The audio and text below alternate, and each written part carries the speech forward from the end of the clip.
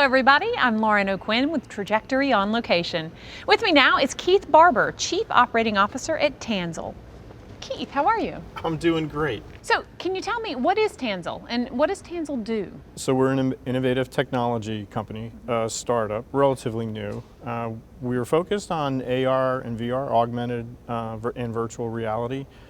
But as we were building those capabilities, the engines to manifest data in a virtual environment, we realized that we needed a data management system to do that. We can't just hire artists off the street and keep building and building and building. So we're also a technology, content, and data management company, in addition to VR and AR.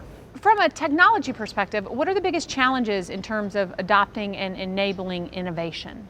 The biggest challenges is getting the culture to change around those technologies, but it's also hiring the talent and keeping up with the language around talent. Somebody that was considered a web stack developer a couple of years ago, maybe 8 years ago, is not a full stack web developer today. The terms have changed, the skill sets have changed, advancements in how languages are processed and written has changed, and getting those people is hard. And I'm a former government guy, so hiring the right people is always the key, and sometimes it's difficult to get what you need if you can't keep up with the language of the workforce. Keeping up. Keeping up. We hear the government actually talk about the Valley of Death. Could you give us your thoughts on that? Sure, that's a great question. I think of it as a government-only term. I spent over 30 years in the government, almost 33 years. Wow. Since then, about the last 8, I've been in industry, and the Valley of Death is a thing that exists in the government.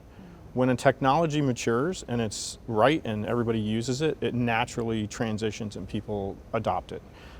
In the government, because of the processes and acquisition and procurement, that Valley of Death exists. And some of it is cultural, some of it's related to budgets. Most of it's manageable, but it is unique to the government, my perspective.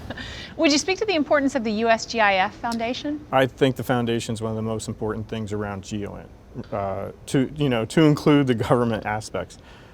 Educating, bringing up folks, making sure that people have the opportunity to excel, to live a good life, is critically important, and everything happens somewhere, and our personal devices are built around this, whether we're looking for a restaurant or a laundry or a park. The positional accuracies in your device, the imagery that's in your device, the maps that are in your device. I couldn't think of a broader environment to be in, and I think education is key to that, not just from a code or development perspective, but really getting people that understand it. So the foundation's an educational 503C, and I think it's one of the most important factors out there for us in GEOINT.